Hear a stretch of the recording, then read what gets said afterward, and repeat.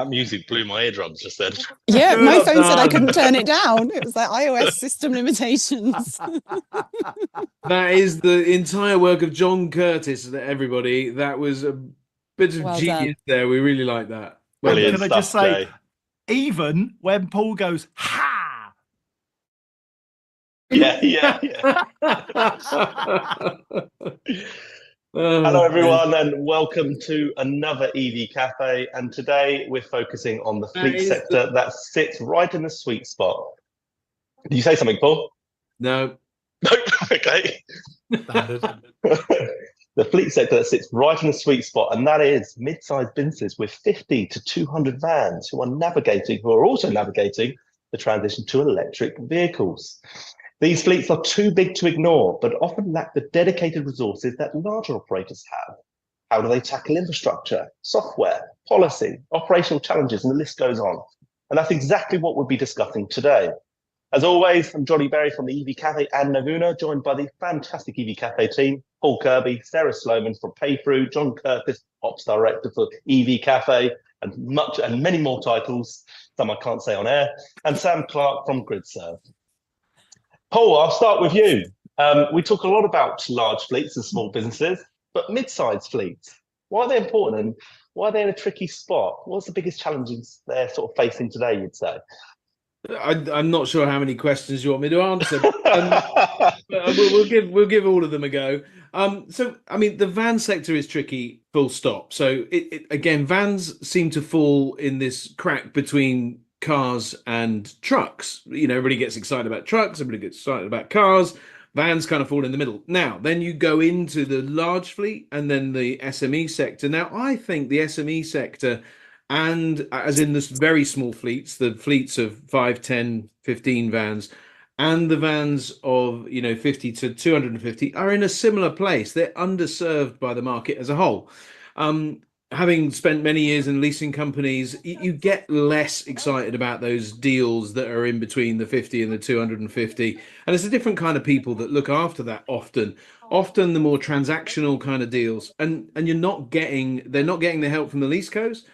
And the reality is they don't get the help also from internally because they're doing the day job, right? So that, if we think of the fleets that we're going to be talking to today, like the AA and stuff, they've got teams of people that serve the market or serve their fleet, and they investigate the most efficient vehicles. They look at the infrastructure, they do all of that. At the end of the day, they don't have the resource. They've got the day job to do, similar to the smaller fleets.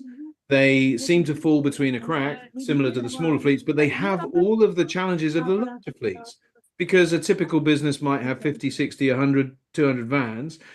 Well, the larger fleets have that in depots, but these guys have it maybe in one place. So they're experiencing the same challenge, but don't have the same resource to solve it. So it's a real tough gig, and we should really try and help wherever we can.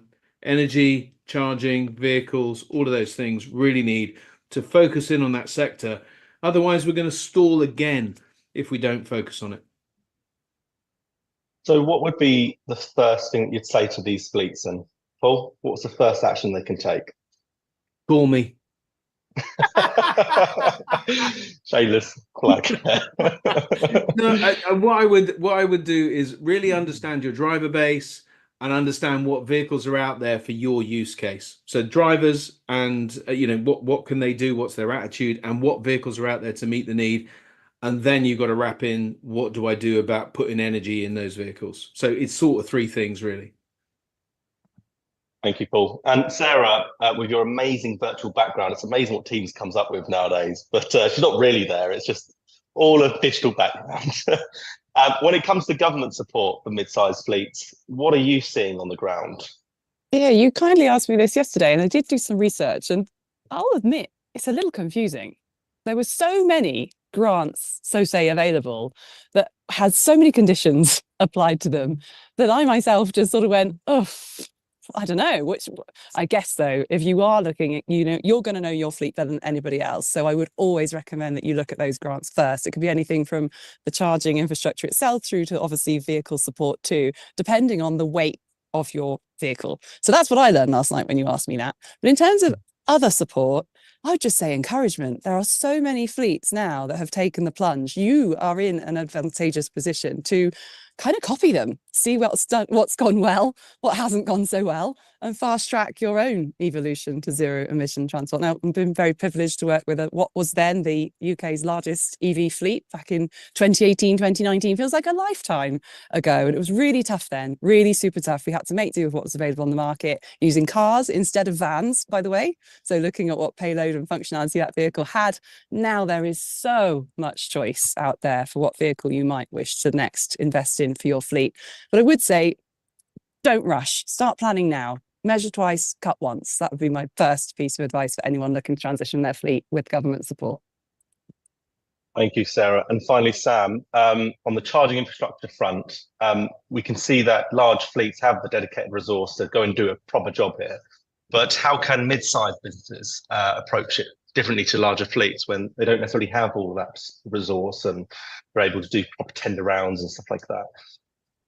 Yeah, it's a tricky one. It's a good question, I think. I mean, in certain respects, the fleet size is irrelevant because there's a lot of things that can be done whether you're small or large. Just to add to Paul's answer to your question about the fleet, I think the thing I do in front of all of that is look at your data, whether you're a small business or a large one. There's no point going to market to find what van you want without knowing what your functionality is and what your fleet is doing every day. So we've seen examples from Dynamon in the past around the lowest hanging fruit is evident in all fleets, whether they be small or large. So look at the data, understand where you're going and what you're doing every day, and then start to work out how you deal with the lowest hanging fruit with the 10 or 20% of fleet that probably is the case for every small business that could be electrified straight away. Based on the information you've got at your fingertips that might just need to be looked at through a different lens, and then go to market and find out what vehicles can do that job for you. But I think for the public charging side, we're seeing a huge proliferation in commercial vehicles using a public networks now, but it is largely the big fleets. And it's probably a little bit price prohibitive at the moment for the smaller fleets to be able to indulge quite as easily. So I guess, again, looking at the lowest hanging fruit, what can fleets do to operate within cheaper depot related activities they can do in the first instance. But also there's, like GridServe and others, there's opportunities now for direct fleet deals that allow a bit more of a discount if you come directly to the CPOs. So I think there are other methodologies and mechanisms that small businesses could use. You can get some really good network coverage through the roaming partners, but we could also get more attractive deals directly straight at the source of the CPOs as well now. And Sam, you were operating a sort of similar sized business very early on, right? And so what would you say was one of your biggest challenges or biggest hurdles to overcome? I think Sarah touched on it a little bit in that small businesses have less resources potentially for the ability to go seek grants or to do the research and development work that some of the bigger companies can just get massive consultancy firms to do for them. But apportioning a little bit of time as best as possible to those sort of grant fund applications and a little bit of data analysis within the confines of your own four walls is doable. It's hard work, but I learned myself. I raised the 3 million from an Innovate UK grant I never thought I had a hope in hell of getting, and it made a tremendous difference to our ability to accelerate our fleet size. So there are things that everyone can do. It's just finding the right people to help support you and carving out a little bit of time to try and focus on some of those, again, lowest hanging fruit where possible and see what opportunities are out there for you. Thank you, Sam. And just a reminder to the audience that if you have any good questions, please put them in the Q&A tab. I can see that Daniel Holmes has got a question for you already, Sam. We'll go to his question a bit later on. But finally, really good questions already. Great comments, Johnny, in the chat as well. They're all having a good conversation amongst themselves. Wasn't there a question for John as well? Apparently not. No questions for John. No, of course there's a question for John. We leave the best on Valentine's Day. John, it's like a puppy. What I've come to realise that sometimes it comes down to the slow EV adoption with big fleets in general. Often comes down to hesitation, making decisions and stuff like that. So, what would you say that holds these fleets back? Do you know what, mate? I've been thinking about this long and hard. Simon Brace said it in the chat, and he's bang on. It's time. I remember talking to a fleet manager a few years ago, and I said to him, you really should be embracing electric vehicles. Go out and find out, blah, blah, blah, blah, blah. And he said, do you know what, geezer? I spend my whole life delivering and installing computers. I don't know how many miles I do. I don't know whether I'm going to do 200 miles in a day or 20. I haven't got a clue. Don't care. Got to get my computers there, put them in, sort it out. I haven't got time for this stuff. I just want to drive my van, get it to do a job, the end. And it is about making time. You have to find the time and the reason for that is not because we're purists and it's not because everybody should be driving electric. It's because driving electric can make you more profitable. You can stay in business. You can employ more people because you manage your costs, you manage your downtime, and you get on and do the job. It's the perfect solution, but you just got to invest a little bit of time. Thank you very much, John. So what we understand is that fleets need real practical solutions that they can implement today, and they need that support. So let's hear from our first guest speaker. With that, Sam, I'll hand over to you to do the introductions. Thank you kindly, Johnny. Have we lost Sarah? Yes, she is. No, she's back. What she's gone back for pan au chocolat. Well, she's going to go skiing. So jealous. Anyway, right. Simon Unglis is about to join us. He's already told us this morning this is a madhouse, so that's going to be a great sound bite, if I could say it. Organised chaos, I think I said. No. Yeah, right. Anyway, Simon, you're not allowed to speak yet. I haven't done your introduction. You just got to sit there quietly. Sam, don't worry. Interrupt Put your if you lights like, on. Simon. It's fine. That's it. Paul, please be muted. Right, Simon has been in the fleet industry for over 40 years, working in all areas of vehicle supply, starting with HGVs and working his way down now to look at LCVs and cars. In his previous role with BT and Rivers, he account managed the AA for 10 years and they still employed him.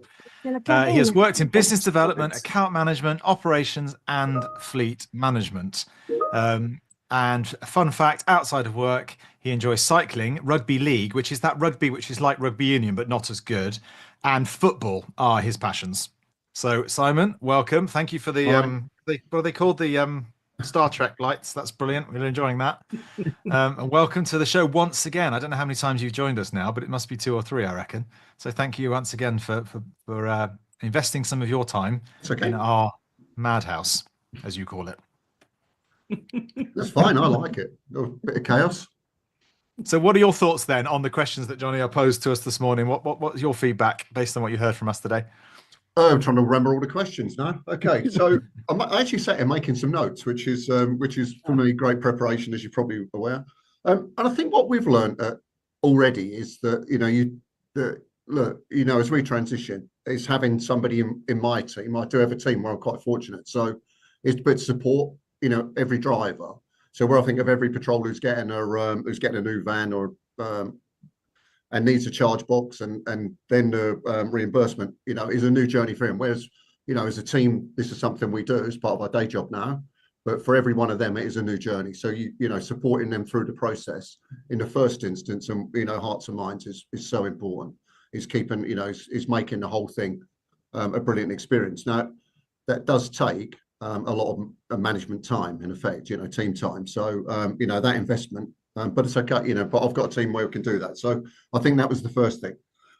So many other bits I made, knowledge and learning. I don't know if my boss is on here listening actually, but I mean, he always sort of asked me why do I talk to everybody? Well, I like talking, as people probably know, but actually we learned so many different things. People are coming up with different ideas, if it's software and reporting, stuff like that. So we're always learning, even at my old age. But so we're learning that. Having a good policy, funny enough, is literally just instant messaging about policy. Can you believe? But just making sure that we've got a policy that people, and as a guide. I could go on and on here about the vehicles, and we'll come back to that. But I think the really important thing for us was that we set out in this that if I think about a normal patrol, that sounds terrible, but patrol with a diesel van, goes up with a fuel card, pays on his fuel card, never sees anything different. All our guys home park, having a really robust reimbursement, system where gets paid straight back to the energy companies, and then support that with really good network charging is crucial to the operation and keeping people on side. But other than that, I mean, there's just we learned, you know, a lot about cost already. We've had these vehicles in operation under 2 months, but feedback's crucial from the drivers, as is the, you know, the KPIs and trying to work out how we report on stuff. It is a learning process. There's no doubt about it. It's quite exciting, really, isn't it?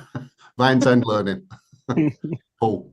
Do you like change, Simon? And because I mean, some people do, some people don't, right? But are you enjoying the process of change? And generally, I mean, your patrols are very much used to tackling things. You know, you've got some wonderful. I met Hayden and Sean. Obviously, your patrols of the year. We met some of the guys last year, and they're brilliant people. And there just generally seems to be that attitude that embraces change. Do you think that's important? Well, if you don't change, you stay still, don't you? So, and there's a lot of it. I mean, you know, personally, as I come to the latter end of my career, this is the biggest change since I joined left school in '79 straight into logistics or whatever it was. This is the biggest single change. You know, if we go for a Euro 1 to Euro 6, what did that mean? All you've done was bought trucks or whatever in, you know, on the 30, you know, in December of the year, so they've just avoided it in a way. So this is something that's not, I mean, it's massive. And it is, you know, even as I say, I'm embracing it. You know, I drive an EV. You know, we do realize it's not for everybody. And I think you have to be slightly pragmatic. You know, you probably, if you ever read my comments on LinkedIn, it is, you know, does it work? Yeah, it does work. And it doesn't work, and it maybe works, you know, and look, you've done some work with our business and you've seen the key assist guys, works perfectly.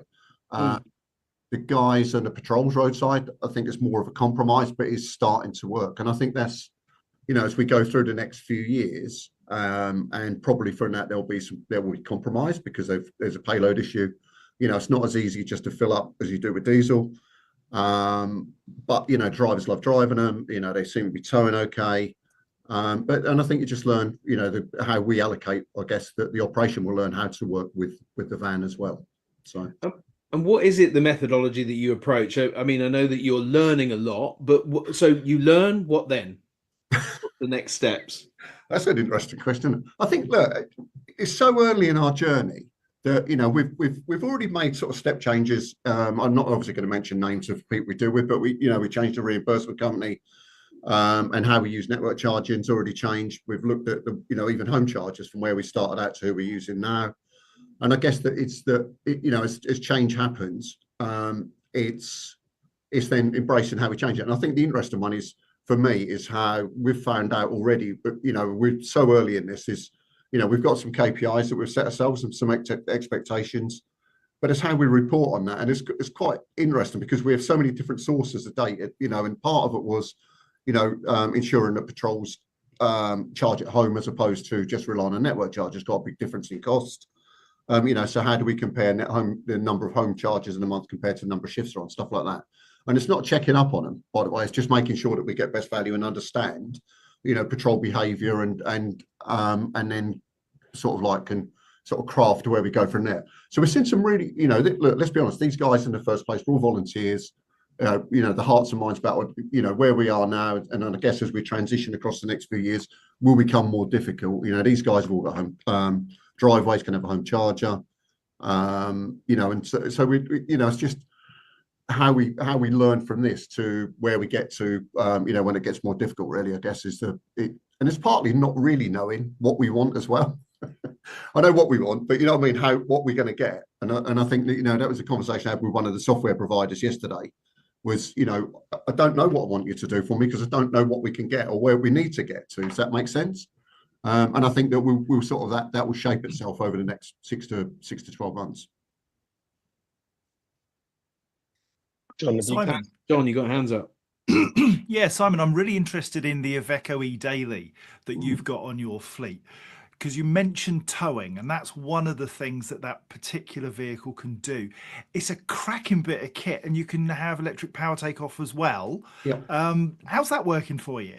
I think the honesty is working well. I think that what I would say is that, you know, even, I know we're talking vans now, but like the truck, I'm not going to mention the manufacturer, everybody knows what we got, and the Ivecos and the Fords we've got. I think that the expectation, or what we've got, Adam, is more than what we expected. All right, I think that would be the first positive.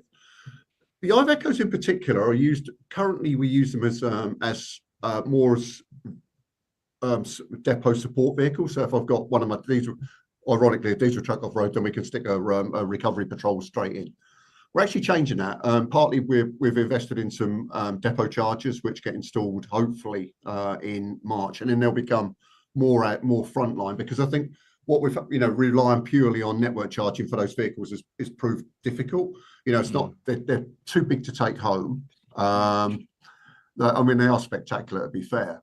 So they become depot vehicles as opposed to like the roadside guys who take them home. So it's a very different approach, and to say that with them in effect then having their own big home chargers, they can charge, and then they'll be ready. And I think then they become more as a fully allocated vehicle to patrol, so that recovery patrol. So I think that will see the benefit. But I would say is, and a little like I said earlier, everybody loves driving all the stuff we got.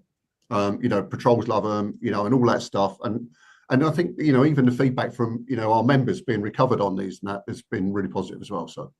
Thank you, Simon. We've got time for one more question. I know Sarah was first to put her hand up there, and then we'll launch the Kahoot, John, shall we? Oh yeah, Kahoot. I won't be long. It's just that lots of people are talking about the home reimbursement, Simon. I didn't know, without naming names, if you could describe for everyone how that works.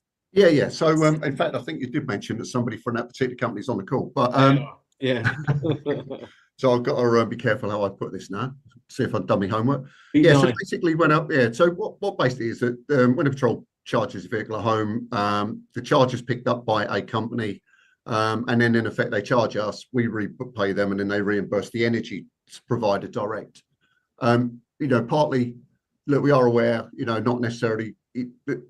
Look, we didn't, that was set out that would be that the patrol wouldn't have to pay and claim. They don't do it for diesel.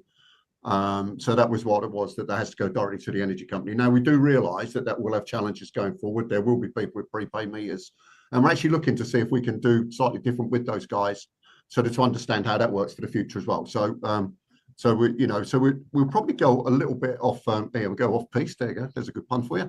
Exactly. And then, we'll so that we can again understand stuff like that. Look, I'd like to be really bold and have have a vehicle and give it to a patrol who lives in Brighton or somewhere, who's not got a driveway and relying upon curbside charging. But I think that's a step too far at the moment.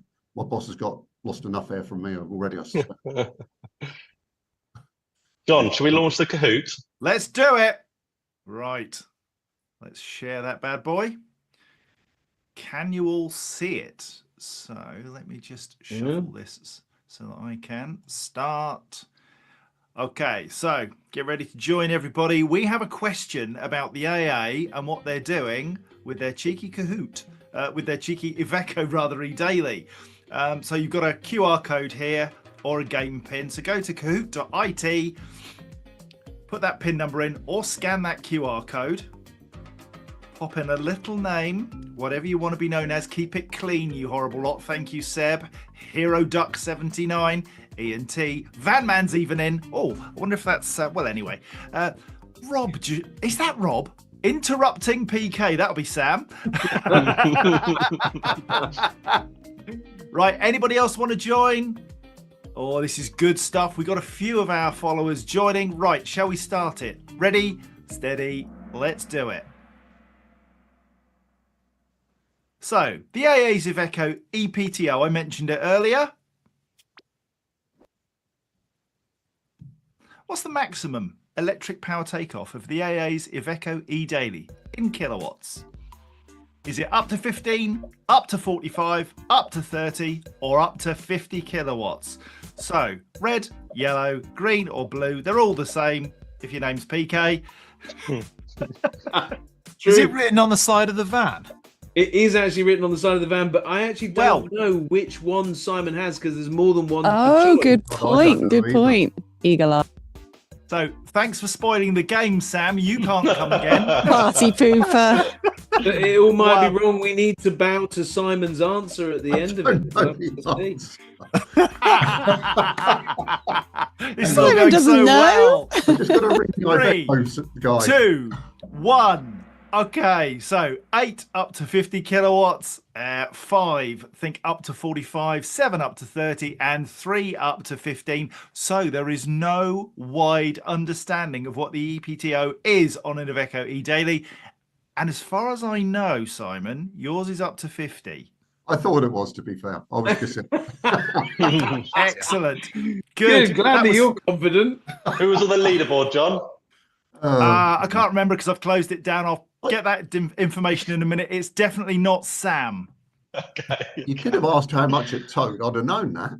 Oh, you can be certain about that bit. Yeah. Simon, how much does it tow? 3 ton, I understand. 3.5 ton, isn't it? 3.5 I ton. think we're mate. limited Oh to no, 3 at because the it's a moment. 4.25 ton. You're right. Ian Ah. said 3.5.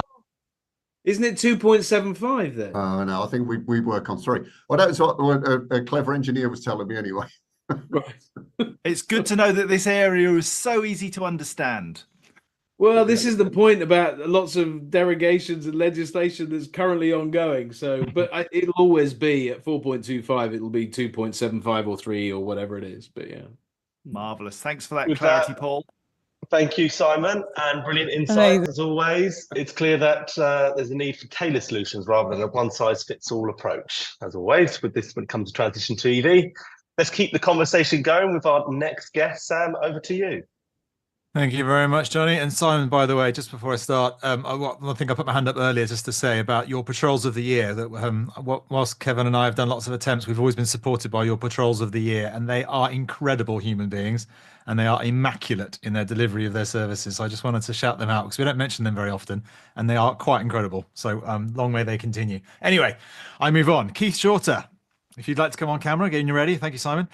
So Keith is the van and truck director for the UK, plus a direct report into Europcar's Europe-wide van and truck business unit. His homepage is overseeing everything to do with ICE and EVans, from fleet, mix, product, pipeline, network, specialist fleet, and the bottom line, P&L. His homepage, that's a quite interesting way of describing it. Anyway, fun fact, 14 years ago, Keith completed the build of a 44-foot long, 12.5 ton, 2-level Dutch steel cruiser from scratch, which is still moored in the South Dock, London, to this very day. And I'm glad you said still moored, because I didn't know what a 44 ton, 12.5 ton, blah, blah, blah, Dutch steel cruiser actually meant until you said moored in the South Dock.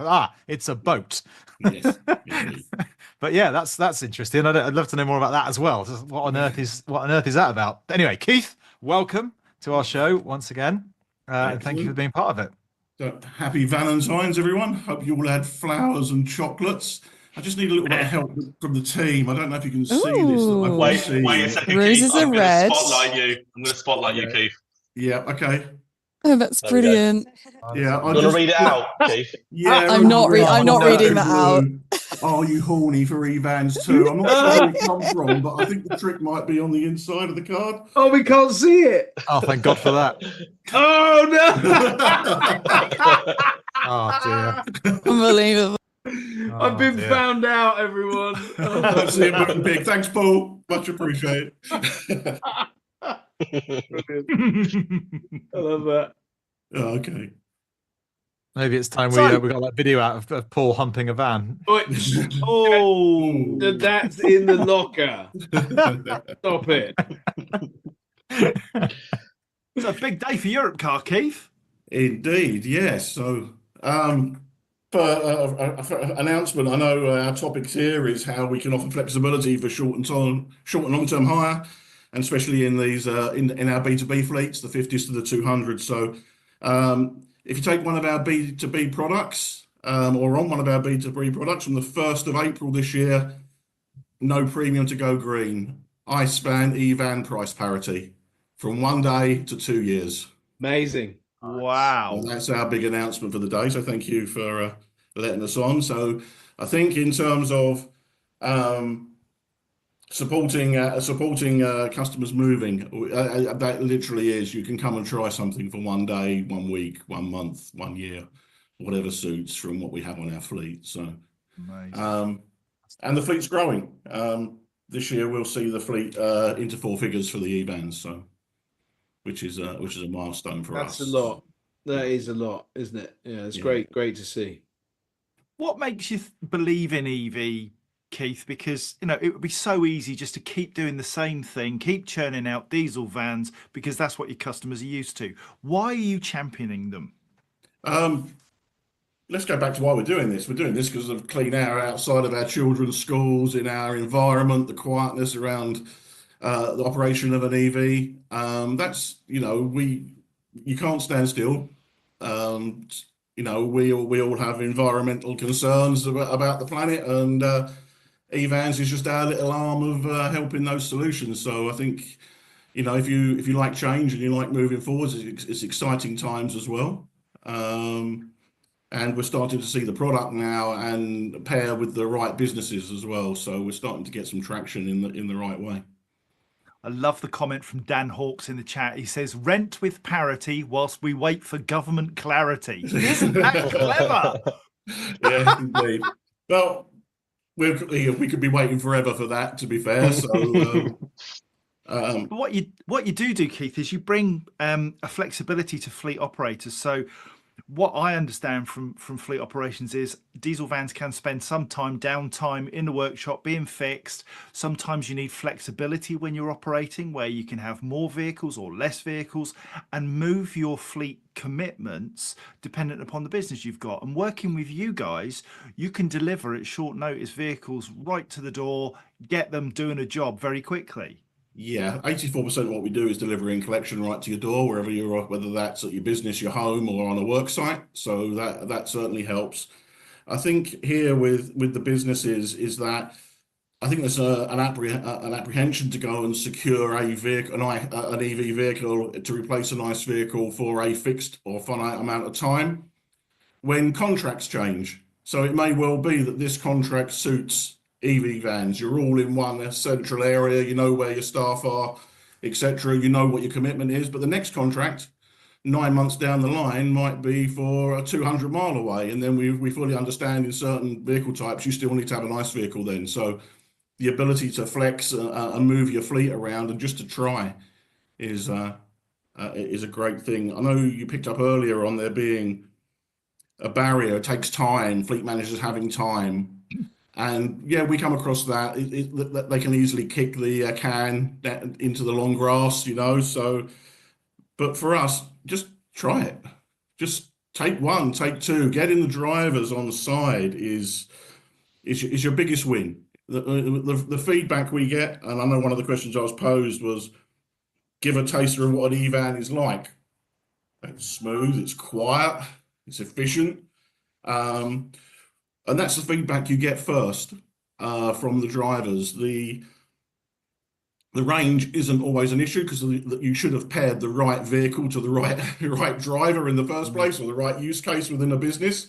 So range should never come into it, because you shouldn't be in an EV if you're hadn't had those conversations with the customer first. And there's always a little bit around public charging for a van. I mean, we're all aware of that. It's been covered many times on here. So if anything, that's the only downside, working around that. And it can be that some businesses need to have sensible conversations with through HR with their team. Maybe they can't take the van home anymore. Maybe the van does stay there on charging overnight. Maybe it works 2 shifts. Whatever it does, I think there's it's not just the change of the power plant. It's a change of mindset. It's a change of work behaviours, and it can be a change of your terms and conditions in your role. But you need to get all the parts working together to make the EVan viable. And Keith, are you experiencing more and more of those kinds of conversations with your customers? You and the team, because obviously you're very knowledgeable. Is that knowledge cascading across to the rest of the team? And as they're having those account management conversations, are you finding that those conversations are a bit more detailed at this stage of the transition, because you're having to answer these questions? Late last year into this year, Paul, certainly from the fleet managers, procurement, from FDs that we're talking to, the questions being more relevant. They're more honed, and we can help with that. In terms of, we've just expanded our network. Another announcement today. So we're up to 75 van locations across the UK from 63 now, and that helps with the distribution of fleet, especially when it's EV. But all of us, we've been doing cars for a long time, Paul. So we've got an EV specialist in every one of our stations, as we call them, not depots. We call them stations, but we have a E specialist, and often more than one, to help for that transition. We have digital online guides for vehicle spec, so you can check out the spec, the range, the charging capacity of everything of the vehicle, payload dimensions before you hire. We have the handover in the station or if we deliver.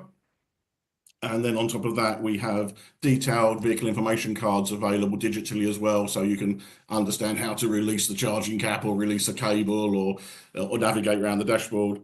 And then when you're out on the road, obviously we have the integration with ZapMap to make it easy to charge. So Thank you, Keith. We've got time for one more question from Sarah, and then we'll go to Kahoot. Shall we, John?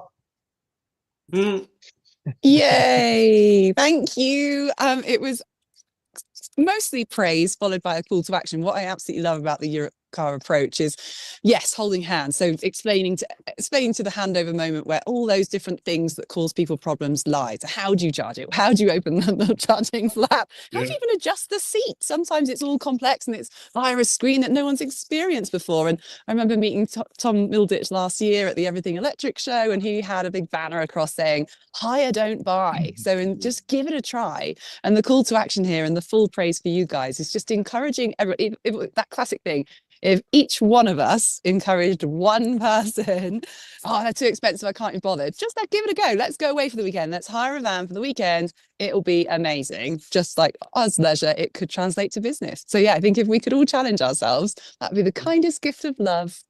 And I think that, John, and if you're just an everyday person just trying to try an e-van, I think that might lead very nicely into John's next Kahoot. He's good, you know. He is good. He is good. We might have to keep him. Results. So the last quiz, the AA's Iveco EPTO, who was fastest on the trigger? Ian Thompson. He scored 966 out of 1,000. Boom, he was right in there. Second place, Paula Kirby, whoever she is. And third place, Hero Duck 79. Yeah, Sam, you need to stop playing. Right. Now then, let's. Who is Paula Kirby? Let's solve this It's not mystery me. now. It's not me. Who is Paula It's Kirby? Johnny Berry. It was originally. Right. Okay. So 893-627 is the number if you want it, and there is the QR code for this next Kahoot. Waiting for players. Come and join me. Ian M, you're in the house. Philippa, found out how to use your phone at last. Seb. He's been in twice. Tom Middleditch. Oh, now that's cheeky. Tom's in the house. Tom set up the agreement with us to get this discount level that's about to be talked about in the question. You can't play, you cheating monster. Right, have we got everybody? Not quite. Oh, goodness gracious. Paula Berry is in the house. Not me. It's not me. Right, okay, we've got to crack on. Anybody else just quickly gonna join? No, right, okay, let's start this bad boy. Go for it. Europe car discount. 3, 2, 1. What's your EV Café discount from Europe Car if you have a personal transaction? So price parity on business, but if you're a personal customer, do you get 5% off, 20% off, 15% off, or do you just get a free coffee if you use the EV Café link? So have a good think about this one. I do wish I hadn't set this for like 4 minutes, which might have been an Is error it literally on 4 my minutes? No way. I think time. they should get a free coffee if they manage to get 10 people signed up in the same day. Oh, this is a horror. Oh, I forgot to change the timer. It doesn't matter. I mean, you don't Can know you if end there's it any early? questions. Yeah, I think I can. we can give You the can answer skip in a it. minute, can't we? Let's Skip just chat it. after, Just let it So, go in the is background, every- John. Skip it. Yeah, Yeah. I think skip it. Let's Skip skip it. it. See what happens. Skip it. Skip Skip it. it. There we go. Excellent. So Yay. there we go. 2 thought they got a free coffee. So Keith, you're gonna have to up your proposition. But 9 got it bang on with 15%. Who was fast in the house? Third place, Seb. Well done, Sebastian. Good work. Second place, Paula Kirby Yay! again. I mean, who's that? And first, Hero Duck Hero 79. Who is that? Zero Duck. Don't know. Let yourself be known, Hero Duck, in the chat. Right, we're out of here. There we go. Thank you kindly. Thank you, JC, and thanks, Keith. Rental clearly provides a crucial stepping stone But what about a business looking to go all in? Well, our next guest is tackling that very challenge head on. Over to you, Sam. Yes, Johnny, before you do that, can you spotlight me for a second, please? Yeah, of course, can. I know. I forgot to do this earlier, Keith, so I do apologise. I forgot to click the button. do yeah. the intro again. All forgiven. Anyway, no, I'm not doing the whole intro again. Right, James, up next, James, if you're there, please do put your video on. James is the car and LCV fleet manager for Dunelm, where he manages the company car fleet and the made-to-measure van fleet. Their made-to-measure van fleet supports their made-to-measure function, which you can book an expert fitter to come and install custom blinds or curtains. Fun fact, I like this is good. Last Friday, he adopted a kitten called Sprout. Now, when I read that the first time, I was thinking, is this an ugly kitten? Does it smell and is it green? Ugly. Sam, you're cancelled. We're ditching you. Yeah, You're you're mean. Yeah. Mean. Talking about my child there, Sam. That's Exactly. I was only asking the question. I wasn't making a statement. You can rebuttal it by all means. The answer is no to all of those. She's perfect. She is very small, and she's definitely not green. So yeah, 3 no's, I'm afraid. Is she around? I think we should do a poll. We should actually get a poll up. Who loves sprouts? Oh yeah, I'm on it. Yeah. Well done, Johnny. So, James, you are a busy pixie at Dunelm, especially on the van side, getting curtains and other stuff fitted in your made-to-measure range. Could we get some curtains for Sam, do you think? I mean, Need a Sorry, window Sarah. first. you go, James. I mean, you can book it. You're welcome to go onto our website, and it will be a van that I'm managing. I'm not sure whether it'll be, if you wait a while, then depending on where you are, it may be electric, but I'll probably cover that in a second. But it probably would be a diesel right now. But I mean, you can. You're on Sadly, I'm not you're an on a expert journey. in the actual function. I more cover the metal that they drive around in. So, But you're on a journey at Dunelm, aren't you? You've come in and you've been given this task to electrify an appropriate amount of the fleet. Tell us about what you do. so thank you for the lovely introduction, Sam. So I cover the company cars, which are, I think we're taking a lot of learnings from those. So we introduced this was before my time, so I've been with Dunelm about 1.5 years. And in 2021, they introduced their low carbon policy for the company car fleet, kind of in line with a lot of tax regulation and remuneration and everything. So it's below 75 grams. So at present, we're over 50% fully electric on the car fleet. So that's over 100 electric company cars we've got. We're about 40% hybrid, and then the remaining 10% are stragglers that I'm working with them to get new orders placed, because we made the decision to change provider last year. So, but very positively, it's about 80-20% on our order bank shifting towards electric. So we're kind of full steam ahead on the company car fleet, and I think we've taken a lot of learnings from that in guiding what we now do for vans.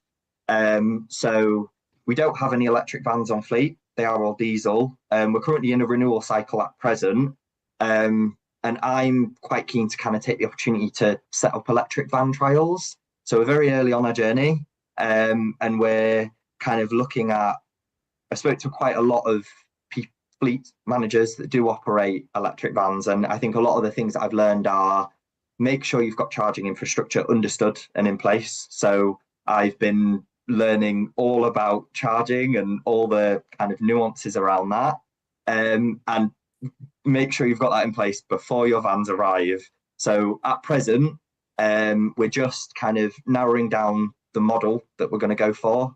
And that's guided by data from our telematics. So how far do they travel in a day? Kind of data working with the actual M2M team. So I had a demo of the van we're looking at, and I got that to our national fitting manager, and he took that to a meeting with our regional fitting managers, and I'm just waiting for him to collate formal feedback on it to make sure it's fit for purpose as well.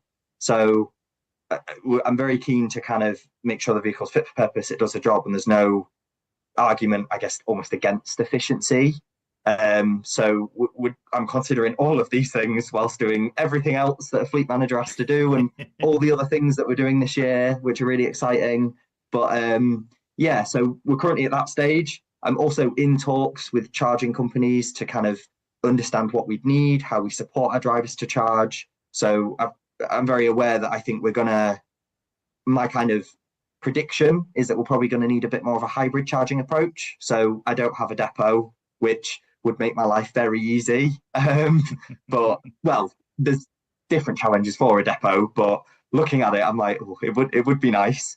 But we are kind of trying to figure out how we do support colleagues to charge. And also, I guess, kind of one of the things I'm really keen on is bringing them on the journey with me. So understanding what literature we need to pull together to support them on the changes of driving electric, what are the benefits of driving an electric van, and really kind of as part of the trials, I want to build in weekly check-ins with myself to understand their lived experience in the vehicle, so I can really bring them on this journey that we want to go on for the right reasons. So it really is about doing the right thing. And I think I'm keen to make sure that they're big supporters of that and with us along the journey. So lots of stuff. But yeah, it's quite a big challenge, and it's a lot of very different new things to juggle and bring together. John, was my hand up before me or you? You go for it, Yay! Sarah. Oh, thank you. Just to say, James, honestly, listening to you talk now just further confirms things I've been told about you by other people. And I think it was last year. Did you do a talk at the CV show last year? I'm sure you did. I think it was a Fleet and Mobility. And I was stood with Lorna and she was singing your praises and you walked over. And this is why, because you're holding people's hand through what can be a very difficult process, almost a very emotional process. People feel quite disrupted by this change. They're used to what they know, and someone like you will help them see the future for how it could be. And likewise, with Dunelm climbing the ranks in terms of popularity for its products and presence and support it gives its customers, you're doing that behind the scenes. And you needn't apologize for something being diesel now, because soon enough we're going to be seeing that green branding being on the side of a green van, and everything else that's Dunelm do about this sort of eco-sustainability supply chain is right on track. And if there's anything we can do to support you and lift you up, I know you're only doing it 18 months, you're a phenomenal individual and we're all backing you. Oh, thank you, Sarah. I really appreciate that. I don't have to respond now. There's some love for you from to... Van-entines Day. My head's slowly going to expand and fill this whole screen by the end of this. Yeah, I think it is. I think for me, it is about doing the right thing. And I think it's about, I mean, I know that it was mentioned earlier on the call that electrification is probably a massive change for the fleet industry, probably the biggest it's seen in a while. And I guess I'm very fortunate in that I came from electric vehicle charging into fleet 2.5 years ago. So for me, that isn't a big change because that is my world. That is what I'm passionate about. And that is kind of all I've ever known. So I think I'm willing to kind of put the time to it and reach out to people and speak to people. And I maybe understand it a bit better as well, because that's where my expertise has come from. So that's kind of what I bring. But I think my biggest thing is, I think is a sentiment that everyone's given, is just get started. Reach out to people as well. I have been so fortunate in my career so far that people always are willing to help. And if you reach out to them, however that is, LinkedIn, an event, go to events, they are really helpful.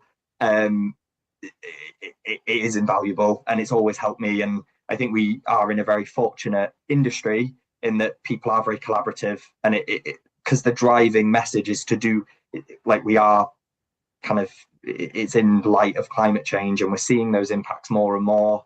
I think everyone's kind of driven by that. Well, let's help each other out. Let's get this done. How do we do this?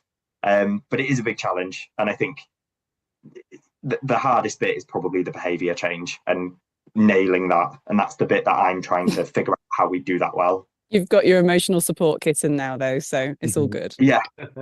Everything's fine when I come home from work because she's just there. So it's great. Thank you so much, James. The support is really important, and that's why we've got the EV Café community to help one another through this transition. No one's doing it on their own. I do find it interesting, though, that you're a fleet manager for Dunelm. and your background is in charging.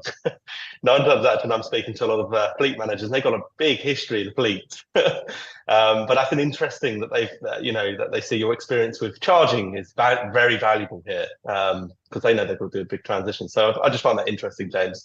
Right, so for now, let's open the floor to the audience for questions. We've had some brilliant contributions already, so please keep them coming.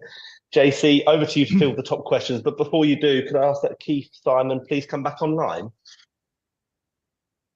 Super Brilliant. duper. Whilst that's happening, Daniel Holmes has just said something in the chat box, not the question and answer, but I'm going to ask it anyway. James, it's interesting to see that CPOs and charging companies have started to recognize that driver training and driver engagement is really important. I guess that also your own personal enthusiasm is really important, because without you, the drivers wouldn't believe in it. It would just be something that was done to them rather than with them.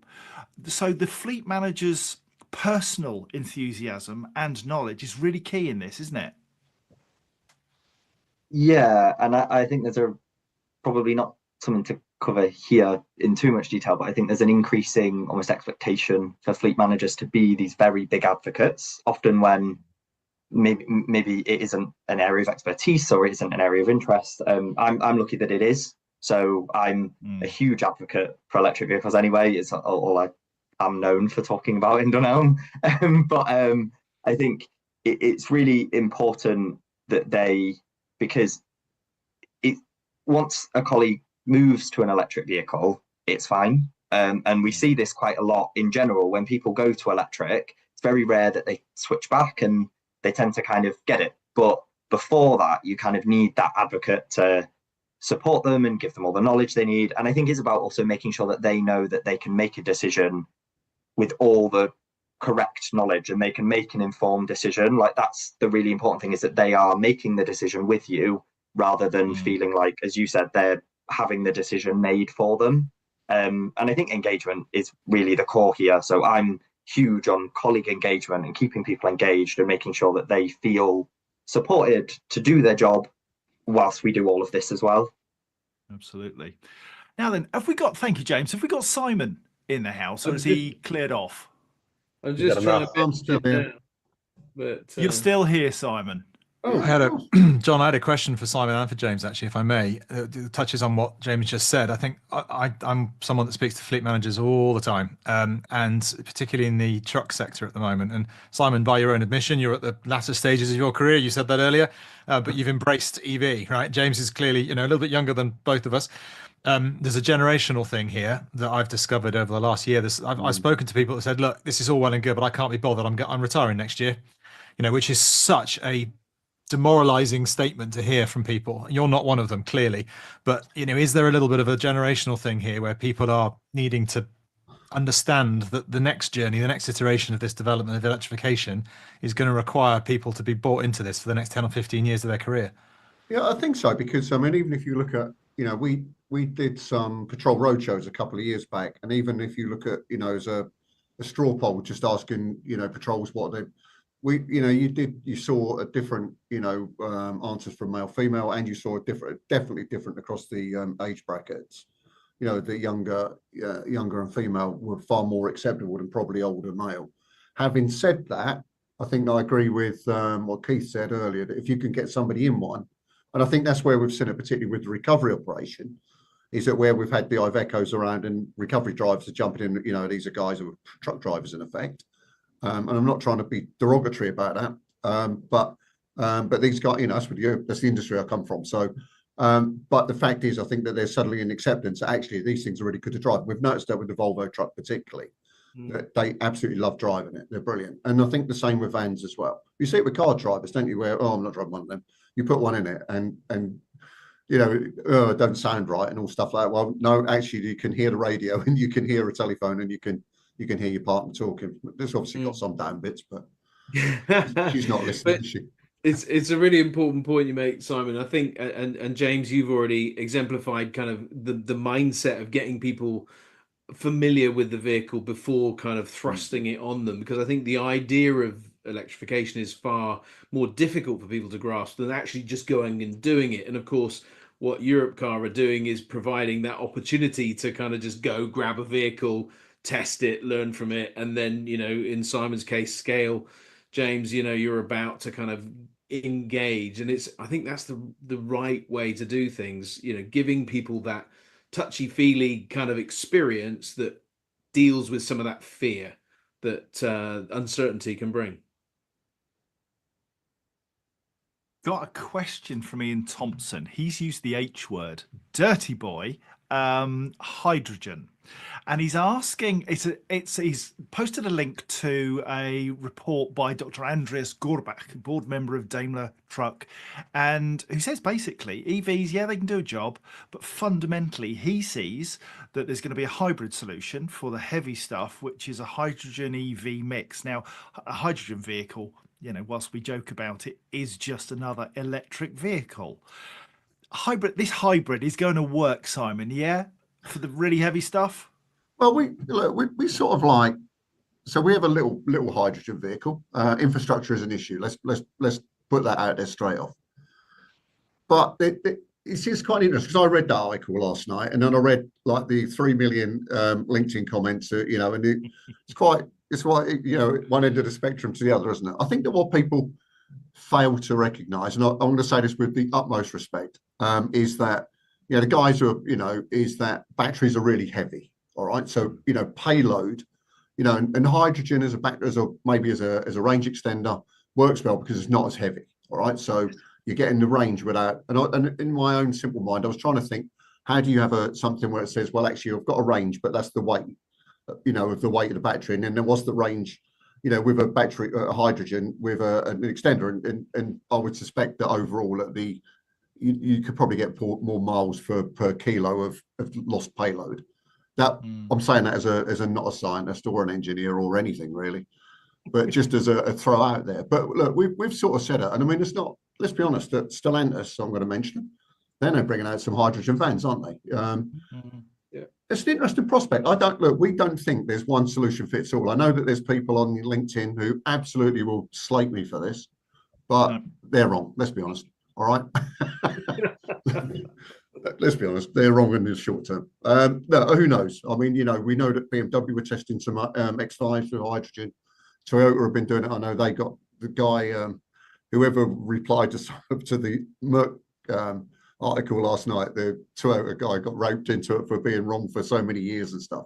But these guys have made vehicles for a long, long while, you know, so, and they're pretty successful. Now, I guess that there's Chinese people coming in who move faster and all that sort of stuff, but it's sort of more legacy OEMs have got to do something different, maybe. There's my non-engineering answer. Thank you. That was really helpful, Simon. And Martin Schaefer-Barthold has asked a question, really interesting question. You've put your money where your mouth is and you've got a hydrogen vehicle on your fleet and you're experiencing some challenges refueling. Martin asks, anyone planning on ordering a hydrogen van in the audience? Let us know. I think you're right. I think this hybrid approach has to be right with energy that we wouldn't ordinarily capture. It has to be green hydrogen generated from renewables that's used for transport, because otherwise we just wouldn't capture it. It would just be wasteful. So I think that's right, and it's the right approach. Simon Brace says, I find with smaller fleets that until the price parity exists between diesel and electric, some people are holding off. Keith, is that something that you've experienced in your conversations with fleet drivers? I think if ahead of the 1st of April, well, indeed, there's a different argument on the 2nd, with us at least anyway. I think there's hesitation. I think in the small vans, in your small vans, your CDV, your short wheelbases, etc., the EV is the de facto. People are still looking in that sphere. I think for the manufacturers that make trucks and vans, I think at some point in the future, hydrogen will be an option as the range extender, as they're building it for the big stuff. The technology will naturally filter down.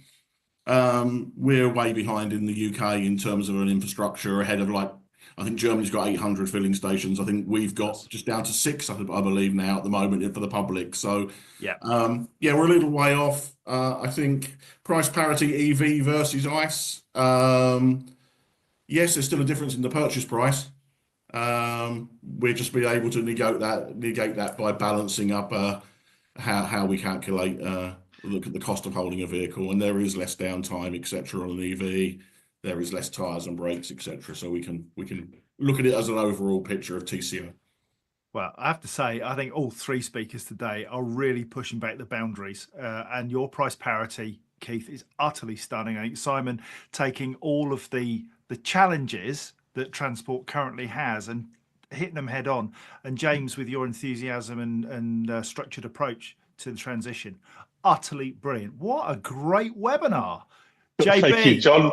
Great summary. You couldn't have done it better myself. But we have covered so much today. And again, just a huge thanks to our guests, Simon, Keith, and James, for sharing their expertise. And of course, to you, EV Café team, for your insights too. And most importantly, thanks to all of you for tuning in. We're live every month with fresh discussions. We have weekly news on Fridays and podcasts.